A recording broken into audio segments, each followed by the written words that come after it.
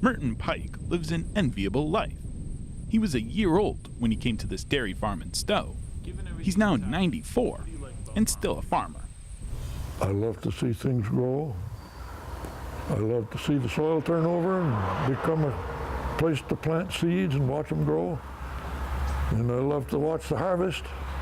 And I like to see the cows eat what we've done and produce milk. Pike's age and his love for farming are even more remarkable, considering he spent the last 43 years as a double amputee after a tractor accident. I had a tractor break down in the field and I got off to unhitch the spreader. The tractor started back so I could pull the pin out, but just as I did, my feet broke through the snow and dropped right down onto the drawbar, and one leg went under one collar and the other leg went under the other one. And it kind of ruined my feet. It wasn't the tractor's fault, it was my fault. And I wanted to be useful. And I have been, I feel, quite useful over a period of time. Well, this accident that I had was one of those things that you never expect is going to happen. Since his accident, Pike has become a spokesman for farm safety. He took part in a video, "It Can't Happen to Me," produced by the University of Vermont Extension in 1987. The video allowed Pike to expand his advocacy and share his experience with others in similar situations. I've been able to interview other people and seen results of a change in attitude to start with, just by talking, sharing things that we'd heard about and been through. And if it weren't for all of you, we wouldn't have the AgrAbility project today that we have. Pike was recently honored for his years of service. He organized support groups for farmers that helped establish Vermont AgrAbility, a free confidential service provided by the University of Vermont Extension. AgrAbility has since become a national program funded through the United States Department of Agriculture to help farmers with disabilities. George Cook oversees AgrAbility in Vermont. We had a program, the farm program, the Rural and Farm Family Folk Rehab program, and we worked with farmers and rural folks doing the same sorts of things. And there were those at the national level that saw the benefits and the value of what we were doing here in Vermont, and that's where it got its start.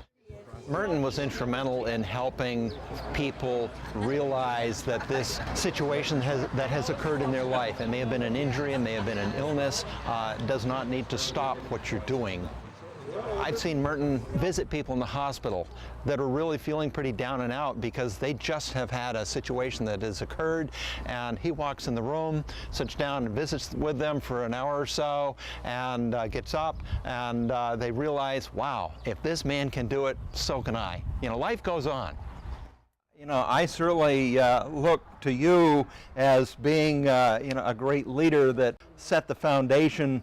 Darrell Lowry was also honored at this ceremony.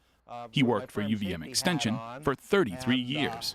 He too was instrumental in founding AgrAbility.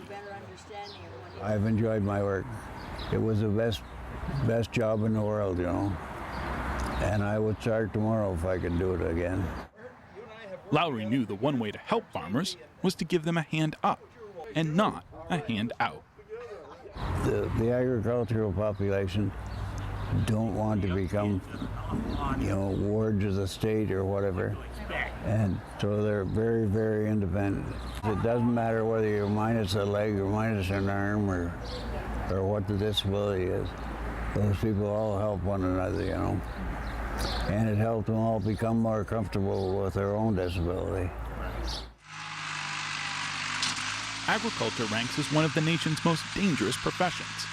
The work started by Pike and Lowry continues with programs like the Rebates for Rollover Protective Structures, ROPS for short, which provides a rebate for farmers who install roll bars on older tractors. It's a small thing like that that makes a big difference in the life of a farmer.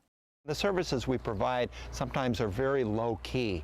I mean, disability could be something as simple as low back pain or arthritis, and putting that extra step on the bottom of a set of steps for a tractor so that you don't have to lift your leg as high to get up onto it. Putting an extra handhold so that you can get on safely and get off safely. So those are some very simple assistive technology steps that we can take. Last year, when Pike's daughter-in-law asked AgrAbility to install a few steps on Merton's tractor, he responded in his typical selfless manner. When they came, I said, I'm getting old. I don't need all this help now. Give it to somebody that needs it more than I do. But they insisted on 2 or 3 things that they did for me. So AgrAbility's assistants reminded Pike of what he's learned over his lifetime. you shouldn't stand back and not allow people to help you when you need it, and not be afraid to ask for help when you need it. And I certainly have learned to do that when I get into a situation where I need a little extra help.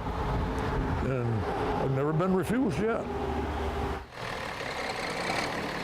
It's helpful advice at any age.